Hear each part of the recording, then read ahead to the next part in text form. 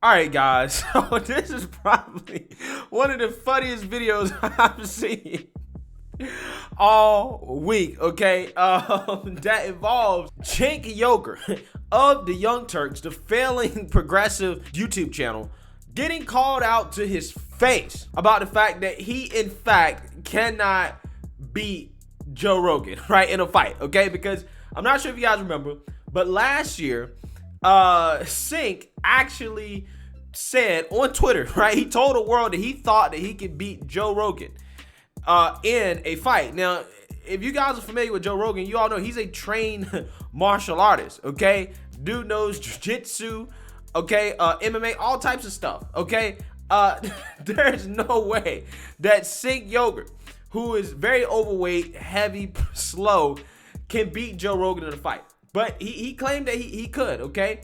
And he was called out about this tweet on a podcast recently. And I want you guys to hear this man's response because it is absolutely hilarious. Take a look. On Rogan, to your the specific question. So now I have animosity with Rogan, but yeah, I was largely trolling them. And I said it very clearly too, never in the streets, never any violence. Violence is crazy. But I was saying, if you want to step in the ring, I mean, obviously, you know what would happen if you stepped in the ring. You're not naive. So would Joe have a massive advantage? Obviously, look at me. I'm 52. I'm very overweight, etc. But by the way, I don't think it would be a foregone conclusion. Oh, you think you could take Joe? Okay. Now, are you saying you can take Rogan? Okay. Bro, one kick and decide you'd be peeing blood for a week. Have you seen his kicks? I've seen his kicks.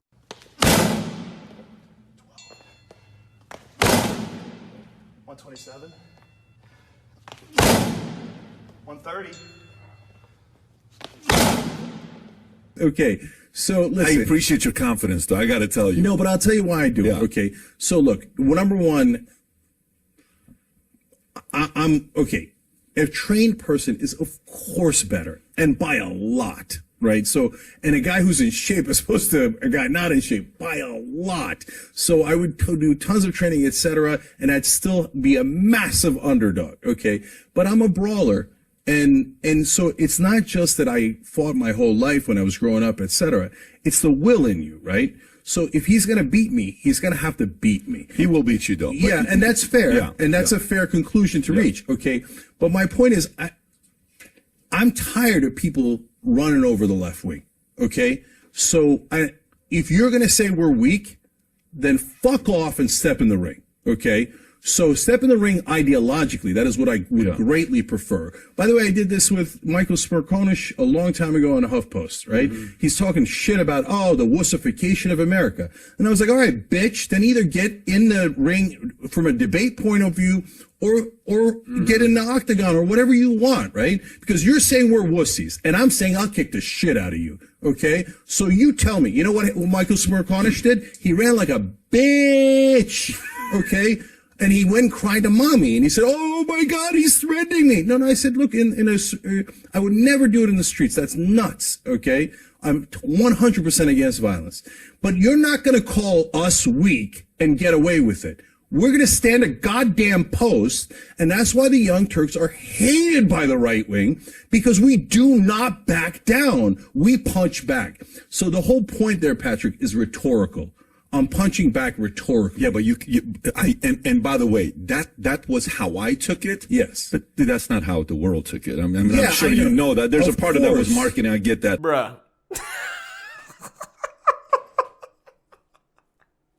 Bruh. This guy, right? This guy, this N-word. That's what I honestly really want to say. That's what I really want to say. This guy, Cenk Uygur, said it's not a foregone conclusion that he would lose in a fight to Joe Rogan. Bro, this dude is delusional, dog. This man said, I'm a grappler. I'm a big guy. I'm a fighter. You know, I've been fighting my whole life. Bro, oh my God, I can't right now, man. I can't. That's one of the funniest clips I've seen in a minute, dog. This dude is out of his mind.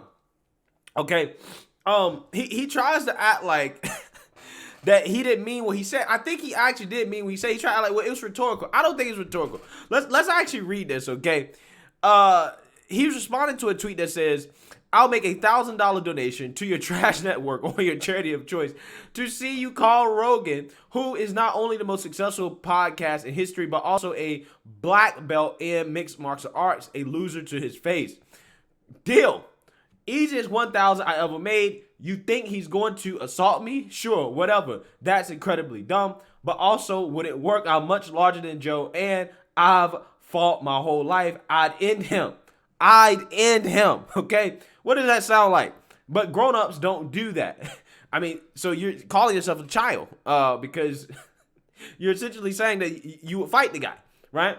I'll send you the P.O. box to send check to later. So I don't think that was rhetorical, okay? I think he actually meant that he can beat Joe Rogan, okay? And, I mean, it's like, bro, like, dude, this is not even a debate, man. It's not even a debate. And I just found this to be hilarious because for whatever reason, this guy Cenk has such a problem with people like Joe Rogan and Bill Maher, right? People who are, in my opinion, a lot closer to him than he would like to admit on the political spectrum, but he can't stand them for some reason. And I think I know what that reason is. But before I get into that, I actually want to play a clip that apparently triggered Cenk recently, okay, in regards to Bill Maher and Joe Rogan actually having a conversation about COVID, okay? And during this conversation, they brought up the role that obesity plays in the pandemic, and apparently Cenk didn't like that too much. So let's go ahead and roll that clip of Joe Rogan and Bill Maher having this conversation. An area where we have just gone through the looking glass because, body positivity now is a term, so and it's crazy. like there is nothing. It is not positivity. That's positively Orwellian to term it that way, or to. I mean, look again. We should never belittle people for whatever issues they have. Of course, but to normalize this the way we have in society, in culture now, that it's just seen as an alternative lifestyle to be morbidly obese. Yeah. That's just a way to be, and how dare you even suggest that there's anything negative to that. But there is something negative to that. Now, beauty is in the eye of the beholder. That's what you like, fantastic. But science is not in the eye of the beholder. And science is unforgiving. Like 78% of the people who are no? I don't have the data at my fingertips, but shouldn't you if you have all this? Here's what I do have the data. 78% of the people who were hospitalized or died were obese. It was killing most people before COVID, but just slowly. And then it was, of course, elderly. 75% were over 65, and then it's unvaccinated. Okay, so in that first clip, that is Bill Maher and Joe Rogan discussing the acceptance of obesity in our society today, right? And apparently, I couldn't find the whole clip, but they was talking about that kind of in context of what's going on with COVID and whatnot, okay? And then that second clip I showed was Bill Maher on his show recently discussing obesity and the role that it plays in the pandemic more specifically, right? He started citing numbers and stuff like that, right? Now, apparently, this triggered Cenk Uygur, probably because he's a part of the obese category, right? The category that, is at more risk, right? So he probably didn't take too kindly to this.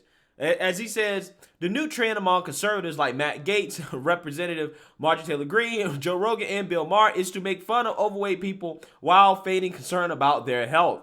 They're blaming COVID deaths on them and mocking them as the real problem in America. Classy as always. So there's a couple problems with this tweet. Okay, one of the first problems with this tweet is the fact that this guy is offended by the fact that Bill Maher and Joe Rogan are simply pointing out the fact that obesity is a problem in this country, right? That, all these health crusaders, right? These health experts that have popped out of the woodwork when it comes to the pandemic, when it comes to COVID, telling everybody, hey, get vaccinated, right? It's good for your health. a lot of these people themselves, they're obese, right?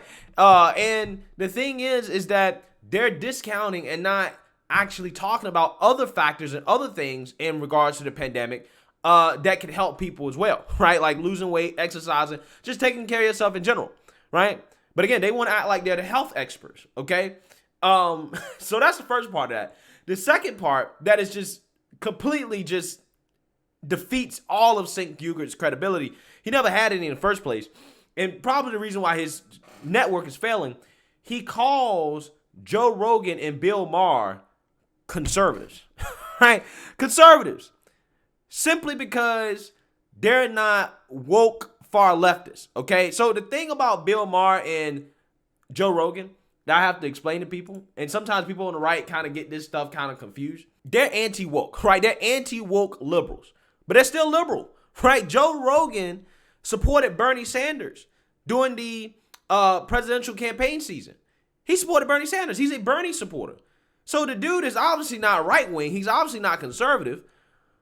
And Bill Maher, I don't necessarily know who he supported per se, but the dude is obviously not conservative, right? He's a liberal, okay? But, you know, according to Cenk Uygur, in his world, if you're not a far left progressive, then, you know, you're a right-winger. You're conservative, okay? And again, this is why his YouTube channel, right, his network is failing because he has no credibility anymore, okay? These guys are literally extremists. Okay, they're extremists. They're not even on the spectrum. I believe they're using the European Overton window, right? I think that's what they're doing, okay, in which they're so far left that they think that they're moderates, right? That's what they think. And anybody to the right of them have to be conservative. And I'm like, bro, that's not how American politics works, right? If you're in American politics, you need to operate the political spectrum based off what the political spectrum is in America, right? We ain't Europe. We ain't Canada, okay?